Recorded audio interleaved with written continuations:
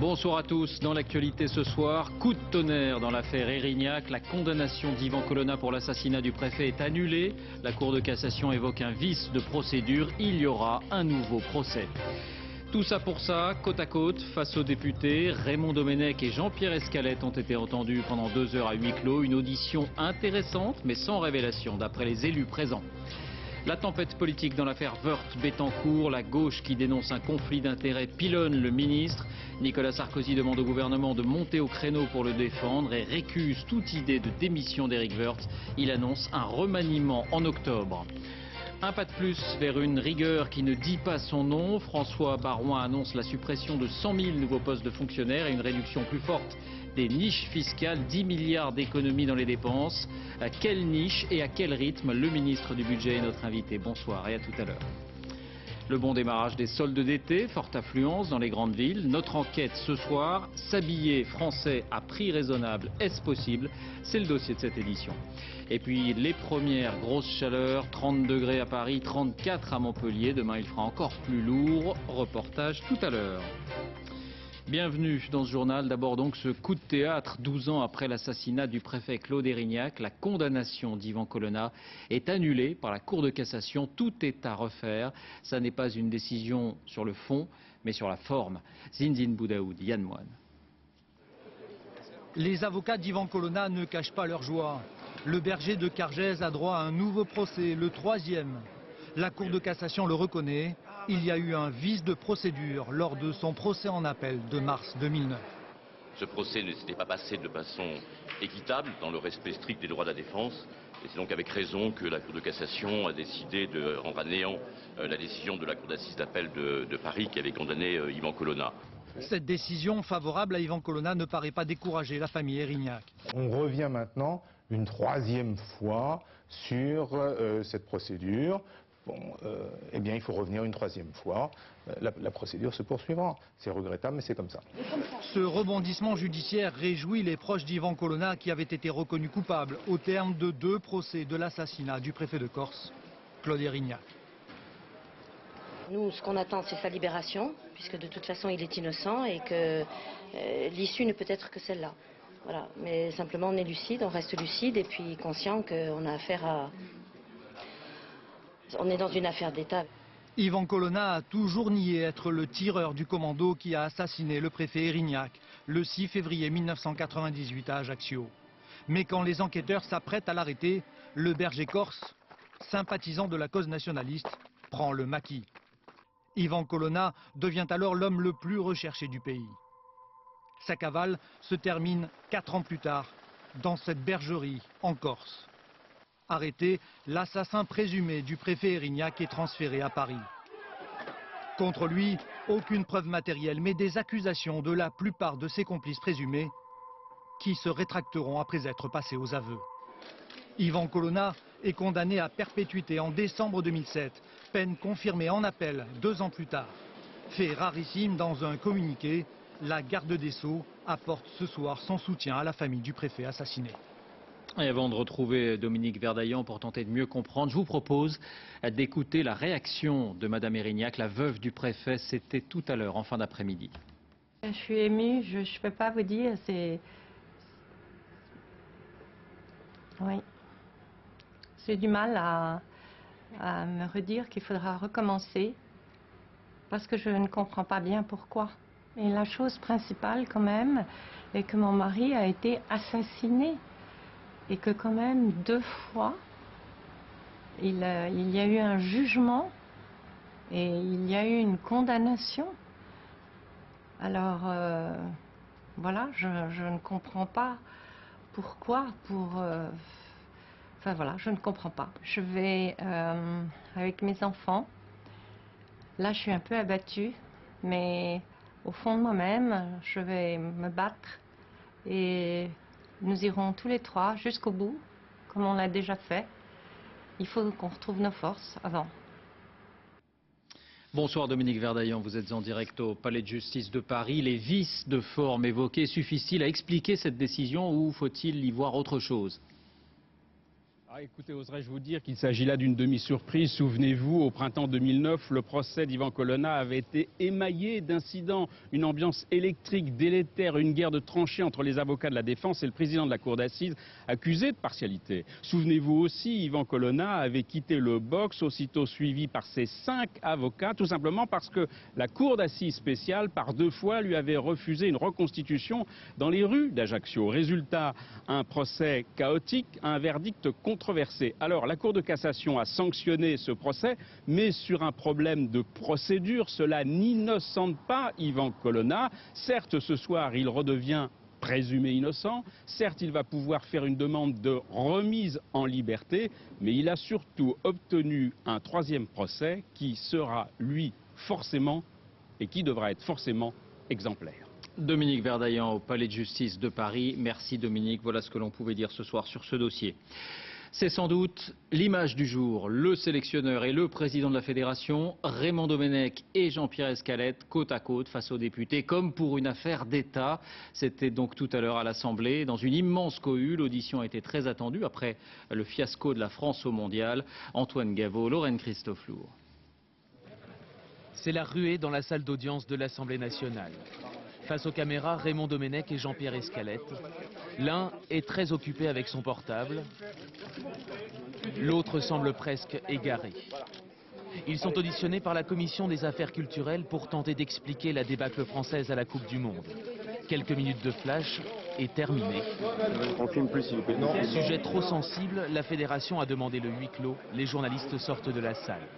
Mais en direct sur son compte Twitter, le député Lionel Tardy retransmet la teneur des débats. Pour Domenech, ça marche ou pas, on est sûr de l'humain. La une de l'équipe a tout déclenché. Le président de la fédération décrit les joueurs comme des enfants pourris gâtés et raconte « Dans le bus, j'étais confronté à un mur jamais vu au cours de mes 50 ans de foot ».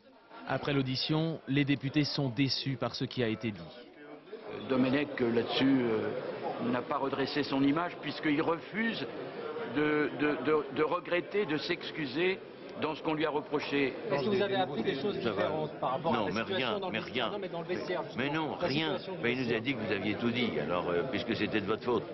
Après les politiques, place maintenant aux instances sportives. Le Conseil fédéral se réunit vendredi pour tenter de trouver des solutions aux problèmes du football français. Bonsoir Valérie Astruc, vous êtes en direct sur place. Apparemment, les députés sont restés sur leur faim. Que faut-il retenir de cette journée ? D'abord, c'est vrai que les images de Jean-Pierre Escalette et de Raymond Domenech devant les députés étaient assez irréelles. On avait l'impression d'assister un peu à un procès d'assises. Songez qu'il y avait ce matin 150 journalistes accrédités, une affluence à peu près comparable à l'audition du juge Burgot lors de l'affaire Douvreau, ici à l'Assemblée. Alors, qu'est-ce qu'on retiendra au final de ce grand barnum ? Pas grand-chose. On n'en sait toujours pas plus sur ce qui s'est passé dans le bus après le refus des joueurs de s'entraîner. On ne sait toujours pas exactement, on ne connaît pas les raisons de ce fiasco. Alors les députés qui ont organisé cette audition se justifient en disant qu'ils subventionnent dans leur circonscription des milliers de clubs de foot amateurs, qu'ils sont donc en droit de demander des comptes. Mais ce que je peux vous dire, c'est qu'on aura finalement appris plus de choses sur ce qui s'est passé dans les vestiaires en Afrique du Sud lors de la Coupe du Monde qu'aujourd'hui à l'Assemblée à Paris. Valérie Astruc au Palais Bourbon, merci Valérie. En tout cas, le grand déballage annoncé a bien du mal à voir le jour. On reste à l'Assemblée avec la tempête politique qui est encore montée d'un cran aujourd'hui dans l'affaire Woerth-Bettencourt. Première information, Nicolas Sarkozy qui recevait des députés UMP aujourd'hui a exclu toute démission d'Éric Woerth de son poste de trésorier de l'UMP. Si je lui dis de partir, cela veut dire qu'il y a quelque chose à lui reprocher. Propos rapportés donc par des élus. Il a par ailleurs annoncé un remaniement au mois d'octobre. Deuxième information, la gauche ne lâche pas l'affaire et pas moins de 3 ministres sont montés au créneau pour lui répondre tout à l'heure. Récit d'une séance plus que jamais houleuse. Thierry Curtet, Lorraine Christophe-Lourd. Dès le début de la séance, les tirs socialistes se concentrent sur Éric Woerth et commencent par une question très précise. Le compte de votre parti politique dans l'Oise a-t-il été alimenté par un ou plusieurs chèques signés par Madame Bettencourt ou en son nom? Le député s'appuie sur un article du Nouvel Obs à paraître demain dans lequel l'avocat de l'expert comptable de Madame Bettencourt affirme que Madame Bettencourt a versé 7 500 € à l'association de soutien de l'action d'Éric Woerth en mars 2010 et non à Monsieur Woerth lui-même. Sur les bancs de la majorité, la question soulève l'indignation. D'une regrettable confusion des genres, mais Pour défendre le soldat Woerth, les ministres se mobilisent. C'est qu'à force d'amalgames honteux, d'infirmations gratuites, de procédés obscurs, de sous-entendus calomnieux, vous cherchez à salir un homme en oubliant les règles, les valeurs et les principes de notre République. Pas satisfait de la réponse, les socialistes reviennent à la charge. La question était de savoir si l'association de financement qui finance l'action de M. Woerth avait, oui ou non, reçu un chèque de Mme Bettencourt. La parole est à Monsieur le Premier ministre. Monsieur le Premier ministre. La République et la démocratie, ce sont des règles et des principes, et vous les bafouez en permanence, et nous ne laisserons pas la démocratie, comme je l'ai déjà dit, se laisser entraîner sur ces chemins de traverse. Le rôle du Parti socialiste ces derniers jours est un rôle qui est indigne d'un grand parti de responsabilité que vous prétendez être. Face aux attaques de l'opposition, le gouvernement a encore serré les rangs autour d'Éric Woerth. Et tout à l'heure, François Baroin nous répondra aussi sur ce sujet. Rappelons qu'il est ministre du Budget. Réaction aussi au Front National. Cette affaire montre qu'il y a un problème général de morale publique, dit Jean-Marie Le Pen. À noter que dans une interview à France Soir, il a officiellement pris position aujourd'hui pour sa fille Marine face à Bruno Gollnisch dans la bataille pour sa succession. Les suites maintenant de cette affaire dont nous vous parlions hier et qui suscite une vive indignation. Cet homme de 30 ans battu à mort après un banal accrochage sur une autoroute. Ce soir, les gardes à vue de 2 suspects sont prolongés. L'une de nos équipes a retrouvé 2 proches de la victime, son cousin et son frère qui a assisté au lynchage. Reportage Fanny Stenler, Vivien Roussel. Il n'a accepté de témoigner qu'à condition d'un anonymat total. La peur des représailles est trop forte, à la mesure du traumatisme ressenti. Cet homme a vu son frère mourir sous ses yeux. Pourtant, tout a commencé par un banal accrochage sur l'autoroute A13.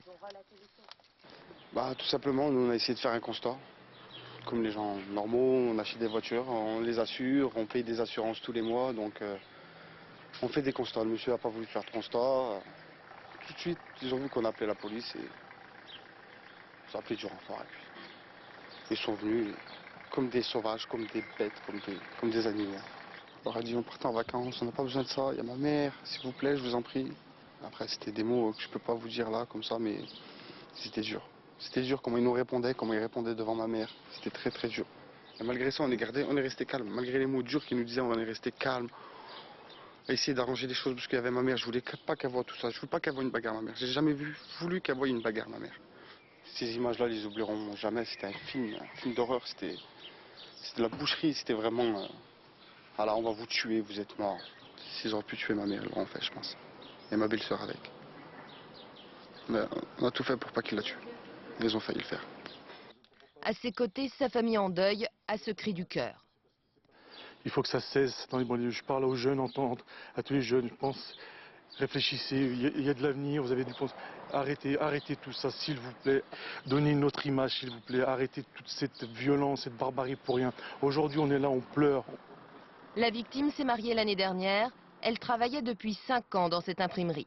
Tous ici sont sous le choc de sa mort. C'était un garçon qui passait dans toutes les équipes, qui était apprécié partout, qui était souriant, qui était discret, effacé, enfin bon, et parfaitement élevé, quoi. Bon, là, au-delà du choc, il y a de l'écœurement, quoi. Lundi prochain à 14 h, les 180 employés arrêteront le travail dans l'imprimerie pour rendre hommage à leurs collègues décédés. En bref, une marche silencieuse d'1 millier de personnes à Marseille. Il s'agit de proches des victimes du crash de la Yemenia Airlines. Il y a 1 an tout juste, au large des Comores. L'accident avait fait 162 morts, dont 61 Marseillais. Une marche pour dénoncer le silence des enquêteurs. Nous voulons la vérité, pouvait-on lire sur les pancartes. L'actualité économique, le gouvernement a dévoilé aujourd'hui une nouvelle facette de son plan d'austérité. Objectif 10 milliards d'euros d'économies supplémentaires d'ici à 2013. Comme ses voisins, la France est menacée par ses déficits et sa dette. Faut-il parler de rigueur? François Baroin, ministre du Budget qui a présenté ce plan, nous répondra. D'abord les grandes orientations de ce nouveau volet d'économie. Julien Beaumont. 150 mesures pour rééquilibrer les finances du pays. Le programme du ministre du Budget est ambitieux. François Baroin propose une profonde réforme de l'État. Cette seconde phase de la réduction des déficits publics doit permettre d'économiser 10 milliards d'euros d'ici à 2013. Premier touché, les fonctionnaires. 100 000 agents partant à la retraite ne seront pas remplacés. À partir de 2011, les salaires seront gelés. L'État espère économiser 3 milliards d'euros. Autre mesure, la réduction du train de vie de l'État. Le parc automobile va être diminué de 15%. François Baroin souhaite aussi grouper tous les achats de l'administration et réduire le patrimoine immobilier de l'État. 1700 bâtiments vendus, au total 2 milliards d'euros récupérés. L'État a aussi prévu de trouver de l'argent ailleurs, notamment du côté des 450 niches fiscales qui représentent 75 milliards d'euros. Le gouvernement maintient la TVA à 5,5% de la restauration. En sera-t-il de même sur les allègements fiscaux pour les emplois à domicile ou encore pour les intérêts d'emprunt parfois déductibles? 8,5 milliards d'euros seront trouvés, promet le ministre du Budget. Pour l'instant, le détail n'est pas connu, mais François Baroin a déjà préparé le terrain. Certaines niches fiscales seront supprimées. Oui, depuis des mois, on parle beaucoup de ces fameuses niches fiscales sans toujours très bien comprendre ce qu'elles recoupent. Alors avant de vous entendre, François Baroin, voici un exemple très concret, celui du crédit impôt recherche, une niche qui représente chaque année 4 à 5 milliards d'euros, ça n'est pas négligeable. Yves Ginca, Mathieu Régnier. Ici, on produit 40 millions de pansements haut de gamme chaque année. L'entreprise familiale et française vient de se hisser à la 3e place européenne. Son secret, investir dans l'innovation. Une démarche encouragée par l'État qui lui a versé 3 millions d'euros de crédit impôt recherche l'an dernier. Du coup, 20 programmes ont été lancés, 6 chercheurs recrutés. On va demain travailler sur des pansements qui sont des pansements qu'on n'aurait pas imaginés sans ce crédit impôt recherche. Par exemple, un pansement qui permet de suivre une plaie à distance. Ce n'est pas un programme qu'on avait dans la tête il y a 3 ans. Le dispositif existe depuis 2004. Son but, augmenter les budgets de recherche des entreprises. Le principe, pour 10 euros investis en recherche et développement, l'État en rembourse 3. En 2008, 13 000 entreprises en ont profité pour un coût total de 4,2 milliards d'euros. En temps de crise, la mesure favorise l'emploi. Quand on a la recherche dans son pays, on garde les centres de décision et on garde les centres de production. Parce que là où il y a la recherche, il y a les prototypes. Là où il y a la recherche, il doit y avoir aussi des usines. Donc la recherche, c'est pas seulement pour des bacs plus 5. La recherche, ça a beaucoup de conséquences sur la filière aval. Donc on garde des emplois? Non seulement on en garde, mais on en crée. Mais le crédit impôt recherche est aussi ce qu'on appelle une niche fiscale, très onéreuse et pas forcément efficace selon un rapport de la Cour des comptes. Cette courbe le démontre.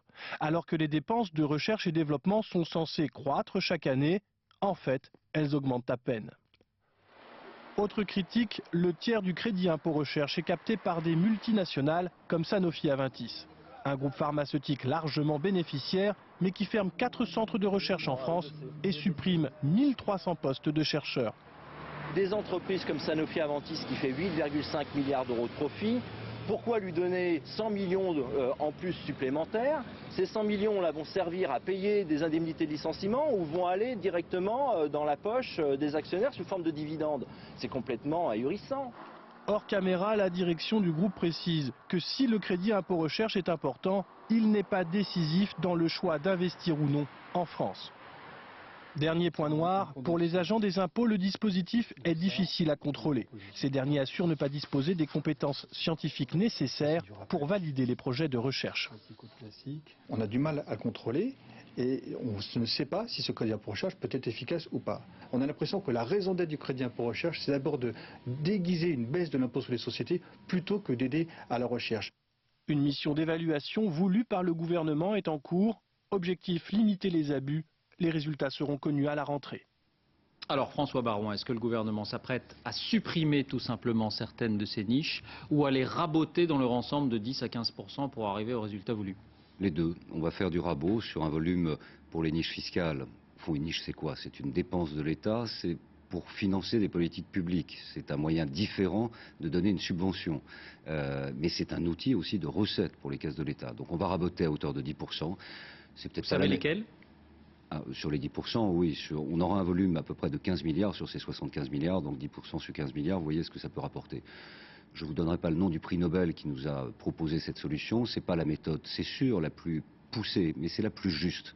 Car la manière dont on prépare ce budget, c'est d'essayer d'être juste, d'épargner les publics fragiles, de protéger ceux qui créent de l'emploi, et en même temps d'en terminer avec des dispositifs qui, dans la période actuelle, de maîtrise des finances publiques, de réduction de notre endettement, est absolument nécessaire. Alors, 10 milliards d'économies dans les dépenses, est-ce que vous pouvez mettre fin ce soir à cette hypocrisie de langage un peu étrange qui fait qu'on n'a pas le droit, qu'il ne faut pas parler de rigueur, alors que nos voisins allemands, espagnols, anglais le font?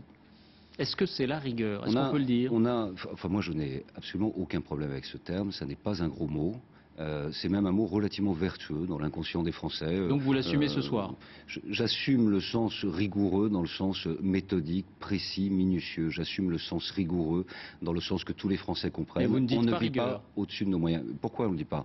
Parce qu'il est connoté politiquement, il nous ramène au début des années 80 et l'association sous Mitterrand avec Mauroy du plan de rigueur, où on a baissé les salaires des fonctionnaires, on a bloqué les prix. Voilà, c'est une connotation politique. Et puis, pour le reste, quand je me regarde, je me désole, quand je me compare, je me console. Si on dit rigueur pour le plan français, qu'est-ce qu'on va dire pour le plan grec? Qu'est-ce qu'on va dire pour le plan espagnol, où on baisse le traitement des fonctionnaires, où on augmente les impôts? Qu'est-ce qu'on va dire pour le plan anglais, où on augmente de 2 points la TVA? Donc voilà, tout est une question de comparaison, mais ça ne fait peur ni au gouvernement, ni à l'Élysée, ni à la majorité. Alors, le climat politique est dominé par l'affaire Woerth. On l'a vu tout à l'heure. On entend certaines voix dissonantes à droite. Christine Lagarde, par exemple, votre collègue à Bercy, dit « c'est vrai qu'il y a une clarification qui est sans doute à faire, même si elle ne remet pas en cause la probité personnelle d'Éric Woerth. Est-ce que vous pensez, vous aussi, qu'il faut une clarification lorsque quelqu'un occupe des fonctions de ce type qui peuvent l'exposer aux soupçons? Je pense que la première des clarifications, c'est d'essayer de redonner un peu d'ordre sur l'application de quelques principes simples. Le principe de la séparation des pouvoirs, le principe de la présomption d'innocence, le principe de la protection du secret professionnel en matière fiscale, non pas pour couvrir des scandales, mais protéger une liberté essentielle qui est le lien intime entre l'administration fiscale et n'importe quel contribuable, en sachant que la loi est la même pour tous, pour Madame Bettencourt comme pour n'importe quel contribuable. Mais les choses étant ce qu'elles sont, et avec cet emballement médiatique, pour essayer d'éviter de basculer... Politique autant que médiatique. Oui, médiatique, politique, oui. Tout ce que vous voulez, en tout cas, qui fait causer. Éric Woerth l'avait d'ailleurs plus ou moins suggéré la semaine dernière. Il n'y a strictement rien à cacher sur la partie fiscale. Il avait sollicité la Cour des comptes, la Commission des finances à l'Assemblée ou d'autres structures. Moi, je saisis ce soir l'inspection générale des finances pour organiser les contrôles à l'intérieur du dispositif de l'administration fiscale pour mettre tout sur la place publique. D'ici une dizaine de jours, je crois que ce rapport peut être rendu, il sera à la disposition à la fois du public qui s'intéresse à cette situation et il sera à la disposition d'une éventuelle future commission d'enquête parlementaire sur laquelle le gouvernement n'a pas à dire s'il est d'accord ou pas d'accord, mais assumera avec responsabilité ce choix des parlementaires si ça doit être la Ça vous semble normal, une commission d'enquête parlementaire? C'est une bonne idée pour faire toute la lumière avec peut-être le document dont vous parlez? Je vais vous dire ce que je pense. Il n'y a pas grand-chose qui me semble normal. Il ne me semble pas normal que l'on considère que des écoutes illicites dans un litige qui oppose une dame respectable, mais certainement âgée, à sa fille, deviennent un outil au service d'une action qui ensuite crée des fantasmes, qui crée des amalgames. Et je pense que dans le monde dans lequel on vit, quand vous additionnez les tweets, les blogs, Internet, le fait qu'une information n'est pas vraiment une information, que chacun peut s'auto-proclamer détenteur d'une information, vous imaginez par exemple dans la matière que j'ai à traiter, c'est-à-dire la matière fiscale, si tout le monde faisait cela, s'il n'y avait pas une rigueur professionnelle extrême de tous les inspecteurs des impôts qui sont des agents au service de l'État formidables, vous imaginez la France vers laquelle on pourrait s'orienter. Donc je rappelle quelques principes et je rappelle aussi le souci de transparence. Le gouvernement a un souci de transparence sur cette affaire. Mais vous comprenez qu'il y a eu un soupçon, pas forcément sur l'homme et sur ce qui s'est passé, mais sur ce mélange des genres, que ça prête le flanc au soupçon? Mais là, c'est poser la question de la rigueur intellectuelle et de l'honnêteté d'un homme.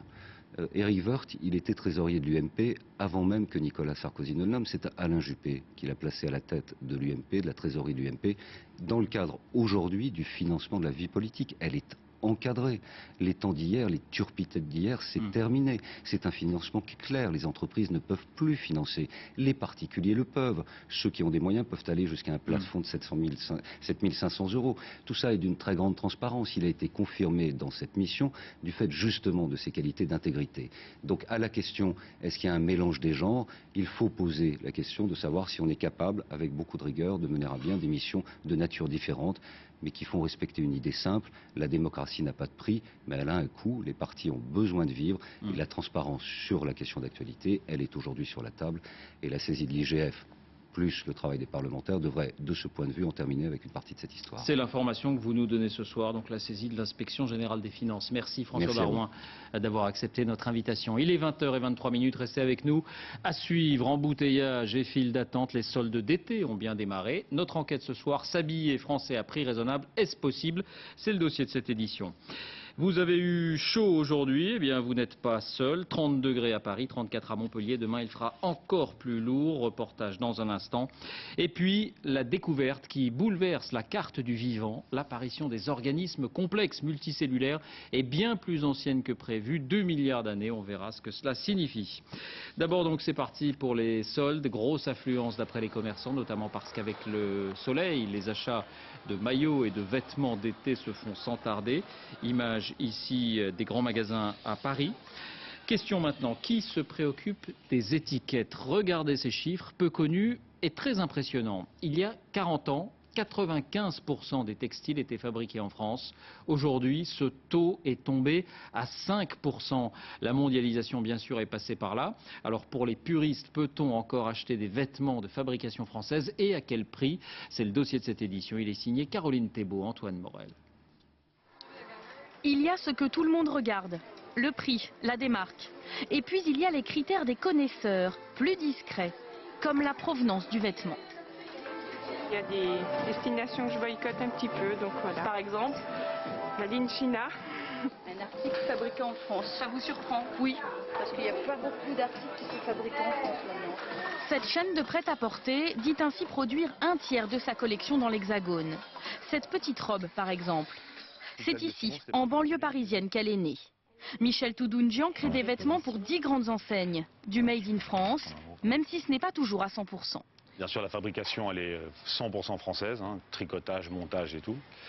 Bon, après, il arrive que dans les matières premières, on se dirige sur l'Italie, sur le Maroc.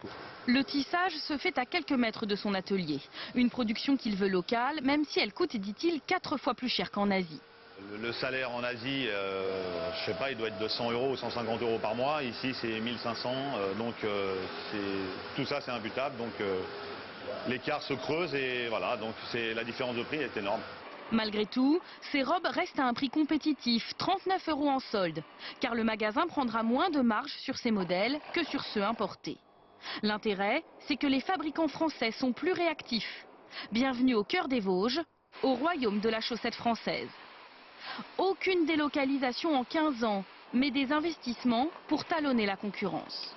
Tout le matériel que vous pouvez voir autour de nous est là depuis 3 ou 4 ans maximum, afin de pouvoir produire le plus vite possible et de pouvoir livrer nos clients sous 15 jours. Des livraisons 3 à 4 fois plus rapides que si elles venaient de Chine. Et des prix en magasin pas toujours plus chers que ceux des concurrents qui fabriquent à l'étranger.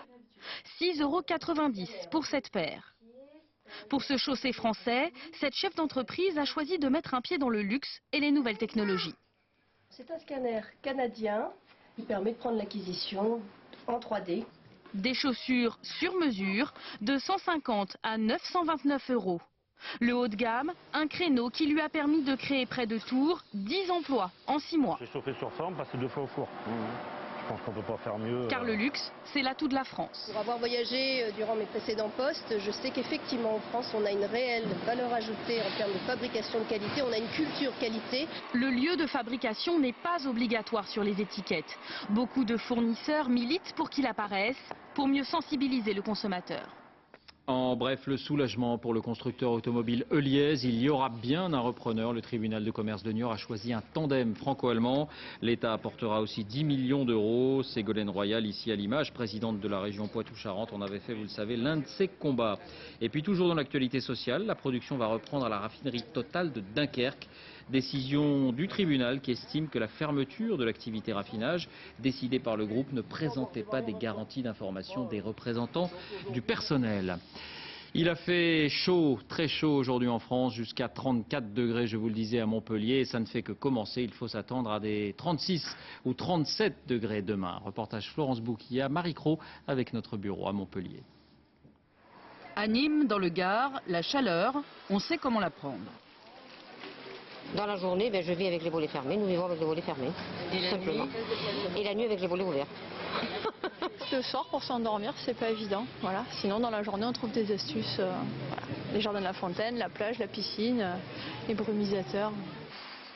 En quelques jours, la fraîcheur est presque devenue un luxe. Avec la montée des températures, les mamans notent même souvent une modification de l'humeur de leurs bambins. Pour le mien, en tout cas, il mange moins et il est un peu plus raplapla.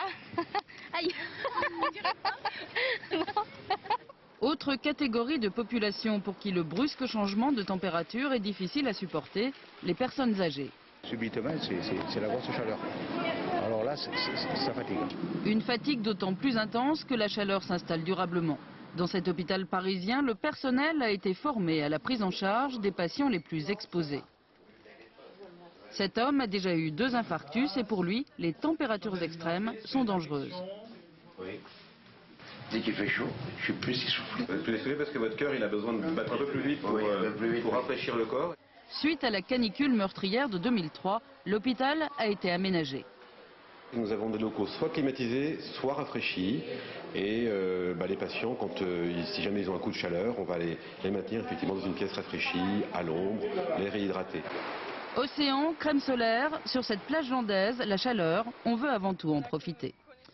Les sciences avec une découverte, je vous le disais, qui bouleverse les connaissances de base sur l'apparition de la vie sur Terre.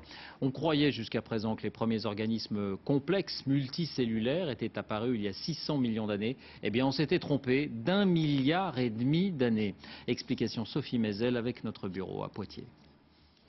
La découverte était tellement improbable que le chercheur l'immortalise avec un film amateur. Il est au Gabon pour étudier une carrière de gravier utilisée pour les routes, quand tout d'un coup... Là, on voit quelque chose sur ce niveau-là. Il repère ce qui ressemble à des fossiles. Analysé dans les laboratoires du CNRS, il se révèle être une bombe dans le monde scientifique. On sait que la formation de la Terre date d'il y a 4 milliards 600 millions d'années et que l'homme, lui, naît il y a seulement 7 millions d'années. Entre ces 2 extrêmes apparaît la toute première forme de vie, c'est l'organisme unicellulaire, c'est la bactérie. Jusqu'à présent, on pensait que la forme de vie beaucoup plus complexe, les organismes multicellulaires, n'étaient apparus sur Terre qu'il y a 600 millions d'années. Et ce que les chercheurs viennent de découvrir, c'était que déjà, il y a 2 milliards 100 millions d'années, il y avait ces organismes multicellulaires sur Terre, ce qui veut dire qu'on a tout simplement reculé ce curseur d'1,5 milliard d'années. Et cela révolutionne toute l'histoire du vivant. Même avec des conditions presque toxiques, très peu d'oxygène, la vie était là. Ça veut dire très clairement et très concrètement qu'on a vu de la vie sur la Terre et cette vie était beaucoup plus organisée ce qu'on pensait, beaucoup plus complexe de ce qu'on pensait. Donc là, effectivement, il faut qu'on aille un peu plus loin au niveau de la compréhension, au niveau de la réflexion. 250 kilos de fossiles et une dizaine de formes différentes.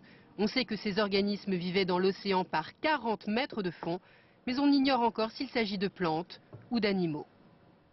2 images de tennis, pas de miracle pour Jo-Wilfried Tsonga, battu en quart de finale à Wimbledon par Andy Murray, numéro 4 mondial et local de l'étape, si j'ose dire. Voici la balle de match.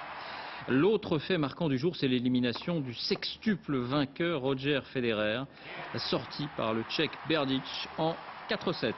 Avant de refermer ce journal, un détour par le théâtre de Paris. Bonsoir Robert Hossein, vous présentez en direct dans quelques minutes sur France 2 votre adaptation de l'affaire Dominici sur les planches et le public est invité à rendre son propre verdict à la fin du spectacle. Pourquoi avoir choisi cette affaire Dominici? Quand j'ai choisi l'affaire Seznec, j'ai voulu consulter l'opinion publique parce que on ne connaissait pas encore la vérité.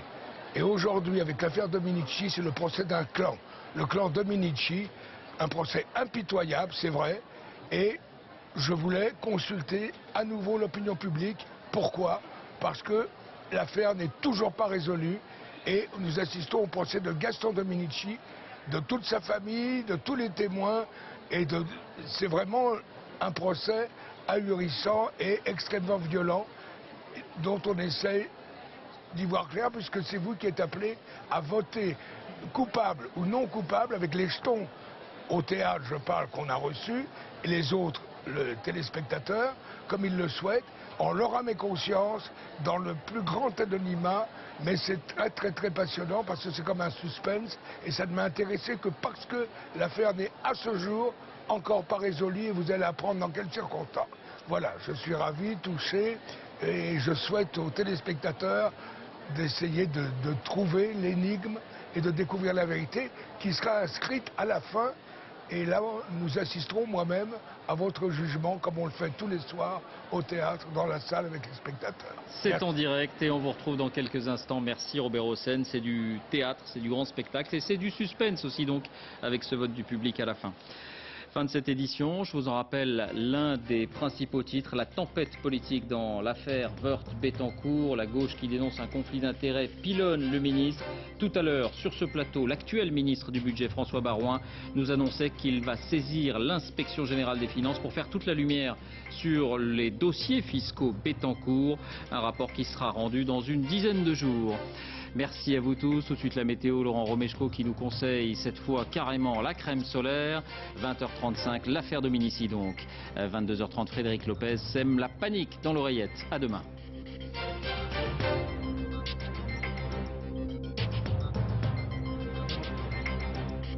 L'info en continu, c'est aussi sur France2.fr.